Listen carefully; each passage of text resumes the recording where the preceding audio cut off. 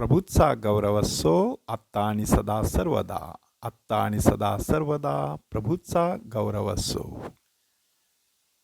नाझरेतचं छोटंसं गाव. त्या गावामध्ये राहणारी एक कोवळी कुमारिका. अतिशय प्रार्थनाशील, भक्तिमान, धार्मिक जीवन जगणारी. आणि एक दिवस तिला दर्शन घडलं देवदूताचं. आणि देवदूताने तिला निरोप देऊन ती पवित्र आत्म्याच्या योगाने गर्भी संभवली.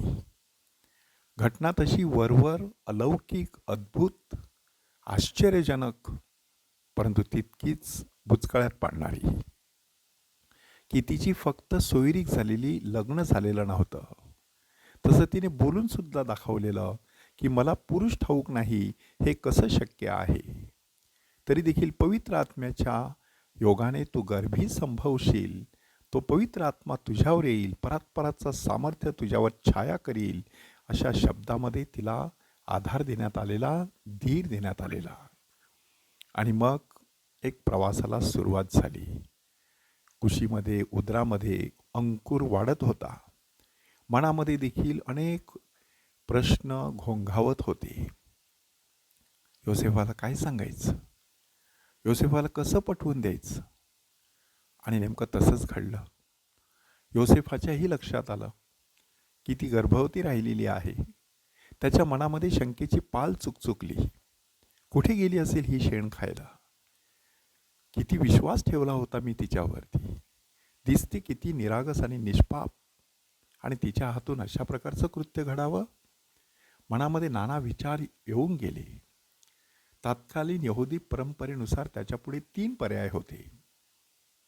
पहिल्या पर्यायानुसार अशी वागदत्त कुमारी जर एखाद्या पुरुषाला रानात आढळली आणि त्याने तिच्यावरती अत्याचार केला आणि ती गरोदर राहिली, तर अशा वेळेला तिला दोषी ठरवलं जात नसे. त्याचं कारण की रानामध्ये असताना तिने कदाचित मदतीसाठी आक्रोश केला असेल, कोणीही तिच्या मदतीला आला नाही, तर अशा वेळेला तिला निष्पाप ठरवलं जात असे. दुसरा पर्याय होता की जर अशी घटना गावात घडली तर तो पुरुष आणि ती वागदत्त कुमारिका ह्या दोघांना शिक्षा केली जायची. कारण ही घटना घडत असताना त्या वागदत्त कुमारिकेने आवाज करायला पाहिजे होता, परंतु आवाज केलेला दिसत नाही, म्हणून ती देखील शिक्षेस पात्र ठरली. आणि तिसरा पर्याय की वडिलांनी त्या सोयरीक झालेल्या माणसाला विशिष्ट रक्कम द्यायची आणि ती सोयरीक मोडून टाकायची, कारण त्या बिचाराचं त्याच्यामध्ये काहीच दोष नाही. अशा प्रकारची समजूत इस्रायली लोकांची होती. आणि योसेफ नीतिमान असल्यामुळे त्याने नेमका हा तिसरा पर्याय निवडला की तिची कुठल्याही प्रकारे बेअब्रू करायची गरज नाही. तिने जबाबदारी स्वीकारावी आणि आपल्या मार्गाने पुढे जावे. फक्त जे काही असेल ते सांगून मी तिला गुपचूप सोडून देणार आहे, असे विचार त्याच्या मनात निर्माण झाले. बघा, कधीकधी कसा माणूस तो कितीही पवित्र आणि नीतिमान असला तरी बुद्धीच्या पातळीवरती एखादी चूक करू शकतो. त्याचा तर्क चुकलेला की पवित्र मर्या कोणत्याही पुरुषाच्या स्पर्शामुळे गर्भवती झालेली नव्हती, तर साक्षात ईश्वरी स्पर्शाने गर्भवती झालेली होती. आणि हे रहस्य त्याला सांगण्यासाठीच परमेश्वराने आपला दूत त्याच्याकडे पाठवला आणि त्याला समजून सांगितलं की तिच्या पोटी जो गर्भ आहे तो पवित्र आत्म्यापासून आहे, तिला पुत्र होईल, तू त्याचं नाव येशू असं ठेव. येशू हा शब्द किंवा हे नाव ऐकणारा पृथ्वी तलावरील पहिला पुरुष म्हणजे संत योसेफ. आणि मग तो आपल्या लोकांना त्यांच्या पापांपासून मुक्त करेल, कारण येशू ह्या शब्दाचा अर्थ मुक्तिदाता किंवा तारणारा. अशा प्रकारे योसेफाची समजूत घालण्यात आली आणि योसेफाने तात्काळ ती मान्य केली.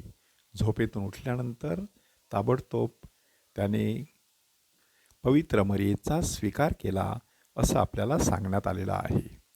ह्या संपूर्ण घटनेमधून 3 महत्त्वाच्या गोष्टी आपल्याला शिकायच्या आहेत.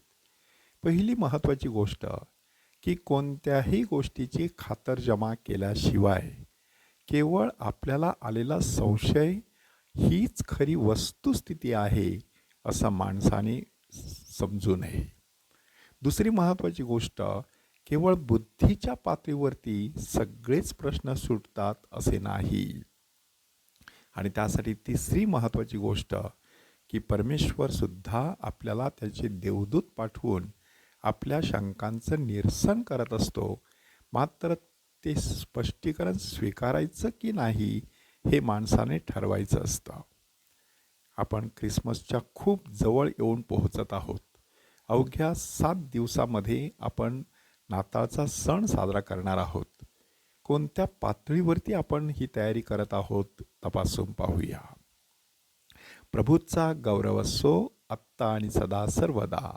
आत्ता आणि सदा सर्वदा प्रभूचा गौरव असो.